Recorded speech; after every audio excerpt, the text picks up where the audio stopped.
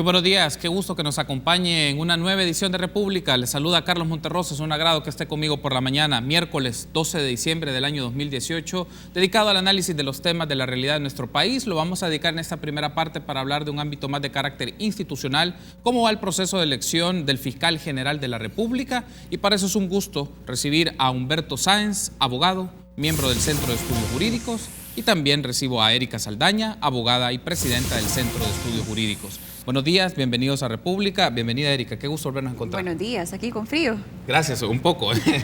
Humberto, ¿qué tal? Buenos días. Muy bien, buenos días, Carlos, un gusto estar contigo y con Erika. Gracias a ustedes por tomar la invitación temprano por la mañana. Y bueno, vamos a hablar un poco cómo va esta coyuntura más en la Asamblea Legislativa sobre la elección del fiscal general de la República. Se tiene entendido que ahora a media mañana se tendrá una reunión de la Comisión Política y posteriormente se buscarán las condiciones si en la legislación o la plenaria, la legislatura va a tomar una decisión sobre esto. Pero bueno, vamos a ampliar algunos de estos detalles. Lo más reciente que tenemos, Humberto, es ayer en reunión de la Comisión Política de la Asamblea Legislativa, los grupos parlamentarios de Arena, PCN, PDC y Gana concuerdan en respaldar la reelección de Douglas Meléndez como fiscal general. Desde tu perspectiva y lo que has podido observar en este periodo, ¿consideras que la decisión parece ser que ya está marcada para la reelección de Douglas Meléndez? No te sabría asegurar si ya está marcada esa reelección, sobre todo porque lo que hemos escuchado es la existencia, algo parecido a lo que sucedió en el proceso de elección de magistrados de Corte Suprema de Justicia, la existencia, decía, de listados con algunas preferencias que no conocemos cuáles han sido los criterios que han prevalecido al interior de los partidos políticos para tener esos listados y esas preferencias. Y dentro de esos listados, dentro de esas preferencias, es que hemos escuchado el nombre del actual fiscal general, en donde algunos de estos partidos políticos han dicho que encabeza la lista. No estoy todavía muy seguro qué significa o cuál es el alcance de esa expresión de encabezar la lista, pero lo cierto es que el actual fiscal efectivamente se encuentra dentro de las personas que estos partidos están proponiendo. El problema con todo esto, Carlos, es que con independencia de lo que va a suceder más adelante, de lo que incluso podría suceder este mismo día y podríamos tener alguna sorpresa este mismo día, decía que el problema es que no tenemos absolutamente ninguna información de cuáles han sido los criterios que han sido tomados en cuenta por los partidos políticos para estar realizando esas propuestas.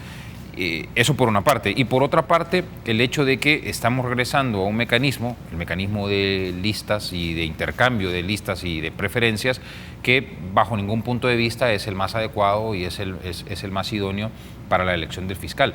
Al final del proceso, sea quien sea que resulte electo, ya sea que reelijan al actual fiscal o ya sea que se decanten por una persona distinta, va a quedar siempre ese problema dentro del procedimiento, esa sombra que empaña un proceso que debió haber sido transparente, en donde se tuvo que haber explicado cuáles eran los criterios que estaban siendo analizados y con fundamento en esos criterios entonces tomar una decisión, ya sea la reelección del actual fiscal o la elección de una persona distinta. Pero digo, sea cual sea el resultado de este proceso, al final lamentablemente va a quedar un sinsabor porque no conocimos, ahora mucho menos que en el proceso de elección de magistrados de Corte Suprema de Justicia, no conocimos nunca cuáles eran los criterios que estaban siendo analizados o las discusiones que estaban siendo realizadas, primero adentro de los partidos y segundo en esas muy probables conversaciones que han existido entre los distintos partidos políticos. En el transcurso de las reuniones que han dado los distintos grupos parlamentarios, Erika, de la lista de 33, luego 32, empezó un proceso de descartes o, por decirlo de esta manera, selección de listados con algunos perfiles prioritarios para los partidos políticos. Por ejemplo, se mencionaba que Arena, PCN y PDC tenían 11 candidatos, el FMLN 9 candidatos y Gana otros 9 candidatos. El tema es que se espera que este día se pueda recortar esa lista entre 5, máximo 10 personas. Si es probable, se quedan con 5. El asunto es, retomando las ideas que mencionaba Humberto recién, es qué elementos van marcando esos descartes o te vas quedando con un grupo más reducido y que van mencionando que porque estas personas resultan los de mejores condiciones para ser fiscal general de la República. Eso es precisamente lo que no sabemos, Carlos. Desde la semana pasada hay bastantes rumores de que la lista se va descartando. Salen unos diputados diciendo que hay 17 candidatos que han sido filtrados, después dicen de que no, de que unos pueden volver a la lista. Entonces uno no sabe. Ayer, por lo menos lo que yo vi en las redes sociales del presidente de la Asamblea Legislativa, es que hay 18 personas que ya están como en un listado preliminar, y la noticia es que hoy a las 11 de la mañana se van a volver a reunir las fracciones para ir reduciendo aún más este listado. El problema es que no sabemos cuáles son los criterios de depuración. A ver, nosotros desde la elección de magistrados hemos insistido en que tenían que existir criterios de depuración de personas que no cumplieran los perfiles mínimos, de personas que no hubieran entregado la documentación requerida por la Asamblea Legislativa, tenían que ser descartados. Pero lo único que han hecho hasta el momento, lamentablemente, los diputados es otra vez, como mencionaba Humberto, tirar un listado de nombres en la mesa. No nos están diciendo de por qué X persona está siendo rechazada del listado y por qué la otra persona está encabezando, como por ejemplo que dicen que el actual fiscal Douglas Meléndez está punteando. Entonces, otra vez los diputados nos han quedado en deuda, porque como hemos venido insistiendo, en el reglamento interno de la Asamblea Legislativa únicamente hay 2 artículos que regulan elecciones tan importantes como las cabezas de instituciones de control fundamentales: Corte Suprema de Justicia, Tribunal Supremo Electoral, Corte de Cuentas. Y creo yo que ya no es posible que sigamos avanzando en la historia de El Salvador sin que hayan criterios objetivos. Porque, a ver, lo hemos platicado en ocasiones anteriores, que la Asamblea Legislativa es un foro naturalmente político, y estamos de acuerdo en eso. El punto es que nosotros hemos venido insistiendo en que tienen que existir criterios objetivos de evaluación, que esto sea la antesala para algún tipo de negociación política que indudablemente va a existir entre políticos, pero los criterios objetivos lo que nos dan es la certeza de que la persona que va a llegar a la institución está preparada para enfrentar los retos que supone ser fiscal general de la República en este caso, y que no va a llegar a aprender a la institución. Antes de irme a la pausa, Erika, le consulto de manera muy puntual. Tras la pausa escucho a Humberto sobre esto. Se tenía entendido que había una subcomisión de la Comisión Política que elaboró las entrevistas o estuvo a la expectativa de las entrevistas y tuvo una interacción con los candidatos a fiscal general, y el asunto es que ellos hicieron un informe. Lo que no sabemos un poco las características de este informe, o por lo menos qué elementos marcaron el diseño de este informe y qué permitió para ahora en el pleno de la Comisión Política ya decantarse por 18 nombres. Uno de los elementos prioritarios, creo yo, en cualquier proceso de elección es la transparencia. Entonces, desde que se emitió este informe, lo único que hicieron fue salir presentándolo, salir en una noticia diciendo que estaba siendo entregado, pero lo que importa es el contenido del informe. Yo he visto publicaciones en redes sociales que dicen que la subcomisión no tiene la facultad de depurar. Entonces, ¿para qué crearon una subcomisión si esa era la finalidad primordial? Hacer las entrevistas, revisar las hojas de vida, decir qué candidatos cumplen con los requisitos mínimos, cuáles no. Y esto es precisamente lo que otra vez la subcomisión política no ha hecho. Antes de irme a la pausa, entonces te escucho, Humberto, y lo podemos ampliar en el siguiente bloque. Es este informe, o lo que se espera que este informe puede tener como insumo, no solo para los que van a tomar decisiones de los grupos parlamentarios, es para que la ciudadanía, los medios de comunicación, los periodistas conozcan un poco cómo desarrollan un proceso sistematizado los diputados y diputadas de esta elección como tal. Yo no tengo ninguna duda, Carlos, que este informe, que todavía no conocemos su contenido, no va a servir absolutamente para nada. Es decir, no es cierto que se va a tomar en consideración el resultado de las entrevistas. Esto ha sido, de nuevo, como ocurrió en el proceso de elección de magistrados, un placebo que nos han dado a los ciudadanos para aparentemente dejarnos un poco tranquilos de que se está haciendo algo transparente y que se está permitiendo la participación ciudadana. Pero el problema es que las preguntas que están siendo efectuadas, primero, no tienen absolutamente ningún sentido porque no se sabe qué buscan. Cuando no has definido ni siquiera el perfil de la persona que necesitas para ocupar un cargo, no sabes qué necesitas para ocupar el cargo de fiscal general de la República, ¿cuáles son las preguntas que le vas a hacer a las 30 y pico de personas que están participando del proceso de entrevistas? ¿Qué buscas si no has definido un perfil? Por lo tanto, las preguntas que se hacen son preguntas genéricas, son preguntas sin sentido, son preguntas que no abonan en ese proceso y que se está reflejando precisamente en el momento en que la subcomisión nos dice: yo no tengo facultades de depurar, porque realmente ha sido eso, ha sido una pantomima, ha sido un placebo que nos han entregado a todos nosotros, y ahora es la comisión política la que única y exclusivamente como producto de negociaciones va a tomar una decisión. como decía Erika, no es que estemos desconociendo que existen negociaciones en la Asamblea Legislativa, es parte de su naturaleza, pero lo que estamos diciendo es hay que introducir los mecanismos necesarios, las salvaguardas, platicábamos la última vez que nos reunimos, las salvaguardas necesarias para que no solamente sea el componente político el que se tome en consideración al momento de tomar una decisión, sino que existan filtros técnicos, medibles, objetivos, que permitan que al final de cuentas las personas mejor calificadas, dentro de esas personas mejor calificadas, se realicen entonces esas negociaciones. Muy bien, debo hacer una pausa y al regresar me gustaría que ampliemos más esta discusión y si les parece hacer una valoración desde su perspectiva del rol que ha hecho Douglas Meléndez al frente de la Fiscalía General. Volvemos.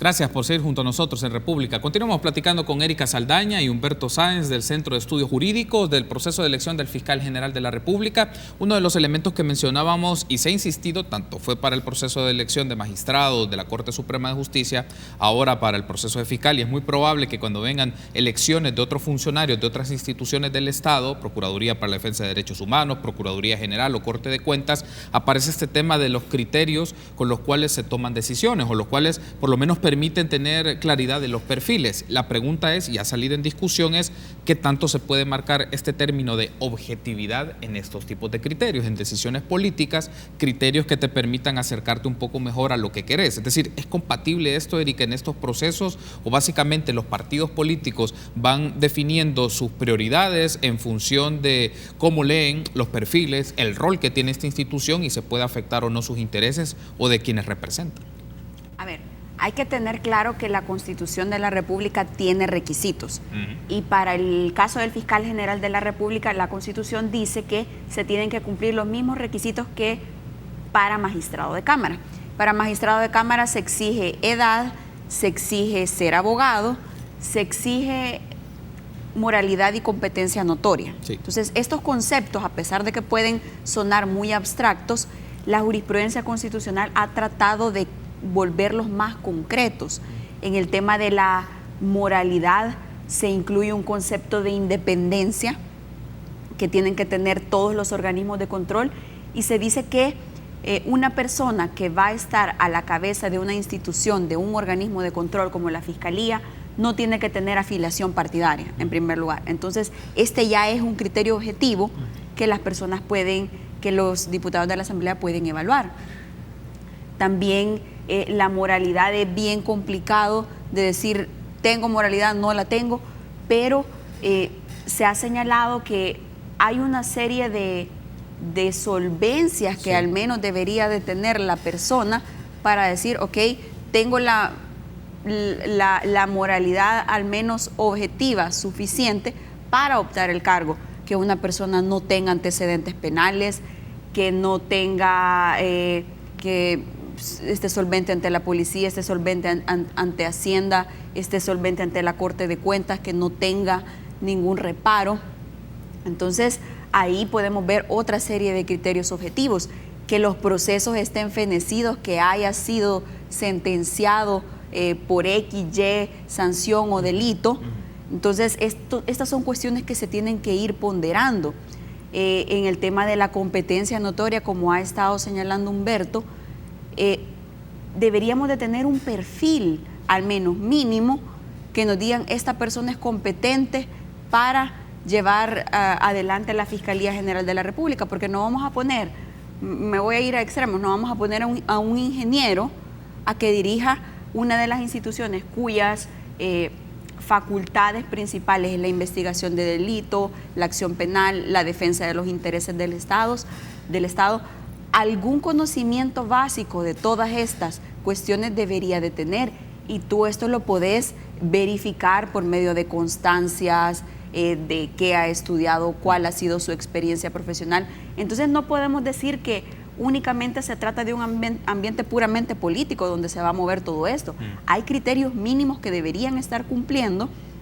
Yo he señalado en otras ocasiones que en este listado hay muchas personas que ya fueron funcionarios públicos.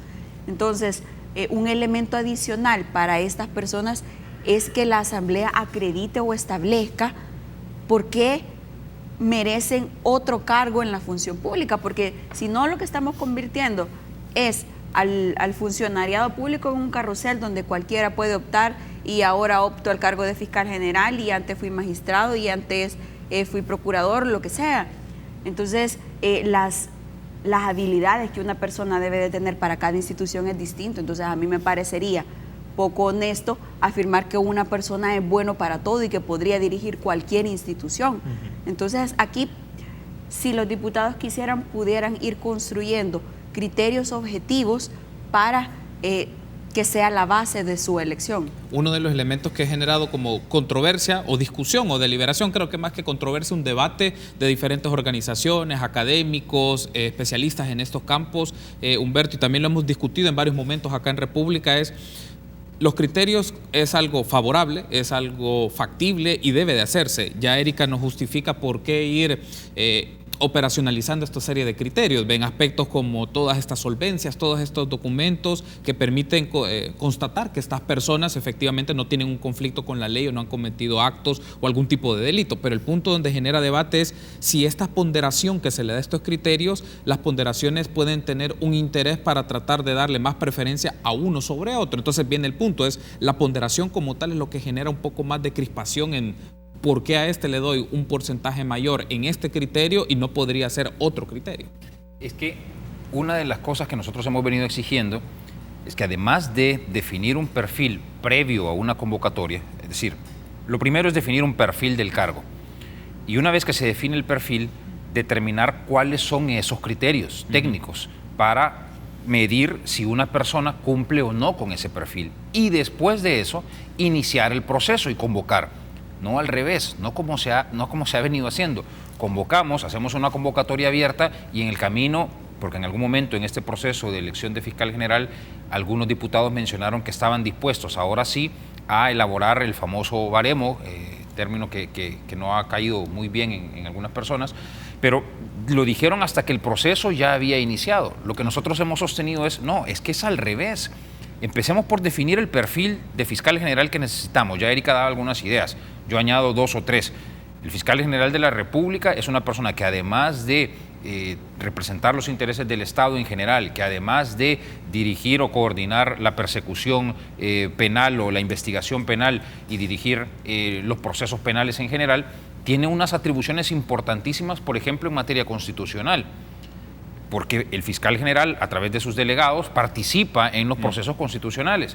Tiene una participación importantísima en los procesos contenciosos administrativos. Tiene una participación importante en los procesos ante la Corte de Cuentas. En fin, tiene una serie de... Bueno, tiene que gerenciar una de las principales instituciones de nuestro país y, por lo tanto, administrar recursos humanos, tecnológicos, financieros. ¿Se están definiendo esas como características necesarias para ocupar el cargo de fiscal? ¿O simple y sencillamente cualquier persona que haya tenido experiencia en materia penal, eso lo califica para poder ostentar el cargo de fiscal? Bueno, eso no se ha definido, eso es lo que nosotros estamos diciendo. Entonces, una vez que se define eso, ahora sí identifiquemos cuáles son los criterios, cuáles son esos baremos, cuáles son esos parámetros que van a ser utilizados para medir si se cumple o no con esas características. Y después que eso se hace y se publicita, porque hay que hacer todo esto de manera transparente, se hace la convocatoria. Y entonces las personas que están interesados y que piensan que reúnen ese perfil y que saben a qué calificaciones se van a someter, entonces participan del proceso.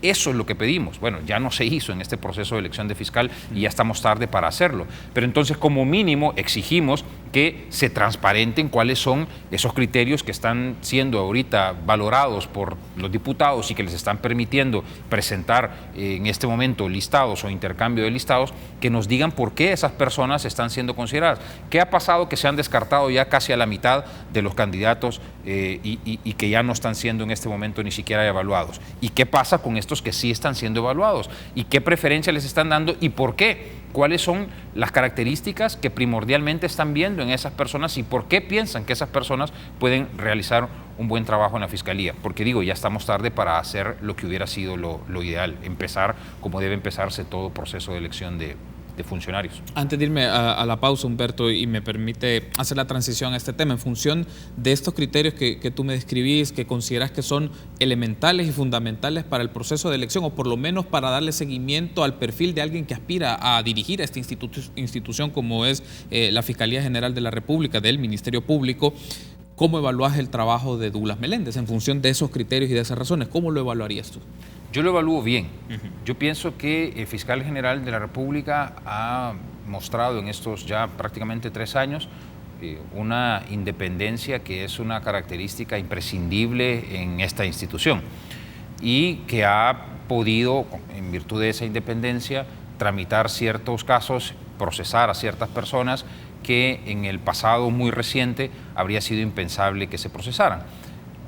Esto no significa que no existan críticas al manejo que se ha hecho de la institución, también lo hemos conversado en este mismo programa, el manejo muchas veces mediático que se hace de algunas investigaciones de forma innecesaria o a veces incluso con ciertas transgresiones al principio de presunción de inocencia, es algo que se lo hemos dicho muchas veces a la Fiscalía, al actual fiscal general de la República, pero con ánimo de que se mejoren precisamente esas actuaciones.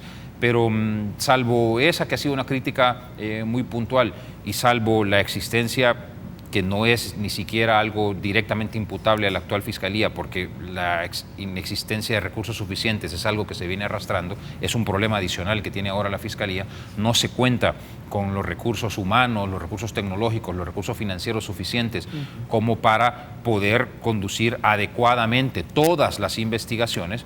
Entonces eso motiva a que, y esa ha sido una petición que hemos hecho también, a que se le deba dar prioridad a ciertas investigaciones, porque aunque quisiéramos, en este momento, la Fiscalía General de la República no puede, no tiene la capacidad técnica, no tiene la capacidad financiera, no tiene la capacidad en recurso humano para conducir investigaciones adecuadas en todos los casos. Y eso entonces propicia, o debe propiciar, por lo menos momentáneamente, que se haga, que se prioricen los casos, que se identifiquen cuáles son aquellos más importantes y que sean esos casos donde se ponga el esfuerzo principal, porque lamentablemente en este momento no se cuenta con los recursos suficientes para hacerlo en todos los casos como se quisiera. Muy bien, debo hacer la pausa. Al regresar te escucho, Erika, sobre esta evaluación del actual fiscal general de la República. Volvemos.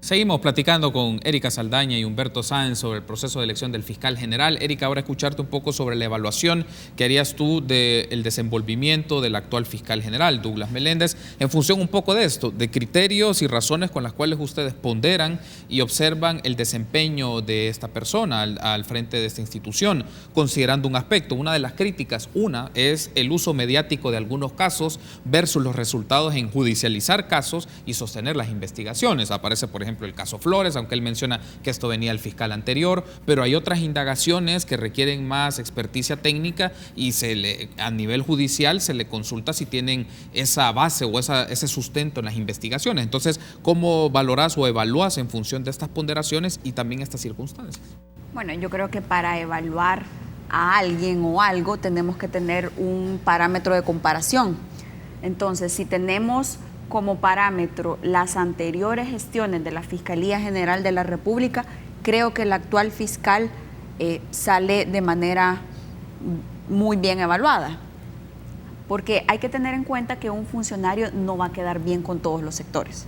Eso es así porque venimos de una historia donde las instituciones han sido cooptadas y estábamos muy acostumbrados a decir: este funcionario es de X partido, este es de Y partido, entonces va a responder a X intereses o a Y intereses. Entonces, esto ha sesgado, creo yo, la visión de la población como para tratar de evaluar, y siempre van a decir: este fiscal atacó mucho a gente de X ideología y dejó pasar muchas cosas. Entonces, creo que la Fiscalía, el actual fiscal sí nos ha quedado a deber más transparencia. Me hubiera gustado más transparencia, por ejemplo, en las negociaciones que hubo en el caso Saca, de por qué negociaron penas, que por qué negociaron montos, cuáles fueron los criterios que tomaron para estas cuestiones. También creo que nos ha quedado a deber mucho esta cuestión que ha sido muy criticada, los casos mediáticos, sí, como que pareciera que pretende ganar la moral de un caso presentándolo de cero presunción de inocencia, sino que casi que ya condenando a la gente y el juicio no ha pasado. Entonces, yo creo que esas han sido deficiencias. Pero si nos ponemos a comparar con fiscalías generales anteriores que han estado prácticamente dormidas, donde los resultados que hemos visto han sido muy escasos, donde no ha habido transparencia, donde han habido críticas también fuertes por algunos casos, creo que este actual fiscal logra pasar toda cualquier evaluación, pero también creo yo que ya que se está postulando para una reelección, debería de buscar la forma de solventar de manera más eficiente todas las críticas que se le hacen, porque no podemos afirmar que no han habido errores. Claro que sí, y el fiscal está obligado a resolverlos. Y como te mencionaba antes, nos ha quedado debiendo, sí, pero también sería injusto decir que ha hecho un mal trabajo. Ok, hay un asunto aquí, aprovechando, Humberto, y lo incorporo para tener tu valoración, hay un aspecto de este proceso de elección y es un valor agregado, lo mencioné de esta manera, para el caso de Douglas Meléndez, es el respaldo o el apoyo que puede tener de la Embajada de los Estados Unidos y la insistencia que se ha dado en indagaciones y en declaraciones que ha brindado la embajadora, que puede ser un elemento probablemente subjetivo, lo denomino de esta manera, pero que puede ser influyente en algunos diputados o grupos parlamentarios. Es un elemento influyente. Por supuesto que es un elemento influyente y es innegable además que el actual fiscal cuenta con ese apoyo y en realidad cuenta con el apoyo de varias representaciones internacionales en nuestro país. Y eso dice mucho porque eso habla de esto que conversamos en este momento con Erika y es que a pesar de la existencia de esas críticas innegables que existen en la institución, en términos generales el fiscal ha hecho un buen trabajo, insisto en eso. Y esa quizás la característica de independencia es la que ha propiciado que se le dé apoyo por estas representaciones internacionales, incluida la representación de los Estados Unidos, que es sumamente importante, que es un criterio subjetivo en efecto, pero que dentro de ese componente político innegable que existe en la Asamblea Legislativa, algún rol jugará en el momento de que los diputados tomen una decisión. Yo lo que quisiera destacar aquí también es que no podemos perder de vista que los fiscales generales en nuestro país tienen también un plazo muy corto para desplegar todas sus funciones, en extremo corto. 3 años, ya a estas alturas creo que a todo el mundo le resulta evidente que 3 años es completamente insuficiente para estar al frente de una institución tan importante. Y por lo tanto, los errores que se han podido manifestar en esta administración han tenido poco tiempo para ser corregidos también. Por eso es que yo, cuando se hace alusión al fiscal general actual y la posibilidad de su reelección, regresando de nuevo a los criterios técnicos que siempre se le tienen que aplicar de todas maneras al fiscal actual, a las mediciones que siempre se le tendrían que aplicar al fiscal actual, me parece que no es una mala idea, considerando que ha existido este poco tiempo para que se realicen las funciones al interior de la Fiscalía General y para que se recomponga, se reestructure la Fiscalía. Porque otra tarea que está quedando pendiente y que creo yo que es importante profundizar en ella es la depuración de los fiscales. Muchas veces hemos hablado de la depuración judicial, que es imprescindible, pero también es necesaria la depuración de la Fiscalía General de la República, porque hay muy buenos fiscales, pero también hay muy malos fiscales. Y cuando hablo de malos fiscales, hablo de fiscales que son corruptos, porque los hay, como hay jueces corruptos, y también hay fiscales que son malos, que no saben su trabajo, que no saben lo que están haciendo. Entonces, si se inicia o se profundiza un proceso de depuración de la Fiscalía General de la República, pueden empezar a salir esos malos elementos y a fortalecerse y, por lo tanto, a tener mejores resultados en los procesos de investigación, porque también hay que decir, el fiscal no puede estar inmerso en la totalidad de los procesos de investigación y por lo tanto tiene que delegar esas atribuciones en los fiscales que trabajan junto con él y es ahí donde puede existir un problema en el momento de estructurar un caso, de investigar un caso o de plantear un caso frente a los jueces. Me quedan 3 minutos, Humberto y Erika, les consulto puntualmente para ustedes qué elementos deben marcar la agenda de la Fiscalía General de la República en los próximos 3 años. Es decir, se ha hablado del tema de corrupción y el tema de la investigación en el ámbito más institucional, pero por ejemplo está el campo de derechos humanos, está el campo de la criminalidad o los crímenes o los delitos contra la administración pública. ¿Qué elementos desde tu perspectiva, Humberto, deben marcar la agenda de la Fiscalía General de la República por sus competencias y por su ámbito de actuación? La Fiscalía tiene alrededor, no recuerdo exactamente, pero tiene más de 20 atribuciones constitucionales. Y dentro de esa gama de atribuciones y responsabilidades y obligaciones hay muchísimas cosas que debe realizar el fiscal general de la República. Pero tenemos que reconocer que estamos viviendo una realidad de inseguridad que la tenemos ya desde hace muchos años, y es ahí donde el fiscal general de la República tiene que priorizar sus esfuerzos en intentar sumarse al resto de las instituciones y conducir y coordinar con el resto de las instituciones el combate contra ese flagelo, contra la criminalidad que estamos sufriendo en este momento. Por supuesto que hay muchas otras atribuciones, los que tú mencionas son sumamente importantes, pero el tema de la inseguridad es quizás el problema más importante que estamos viviendo en este momento, y es ahí donde la Fiscalía debe enfocarse. Para Humberto, Erika, su prioridad es que la Fiscalía vea el tema de la criminalidad y la inseguridad. Desde tu perspectiva, ¿este es el tema de los próximos 3 años o consideras que debe diversificar? Y no solo diversificar, hay mandato de ley y también hay sentencias que le obligan a la Fiscalía a tener indagaciones, por ejemplo, en el tema de violaciones a derechos humanos. Yo creo que todos los casos que has mencionado de derechos humanos son muy importantes. Entonces el fiscal tiene que priorizar 2 aspectos fundamentales, creo yo, a nivel interno y a nivel externo. A nivel interno, lo que hablaba Humberto, la depuración al interior de la Fiscalía.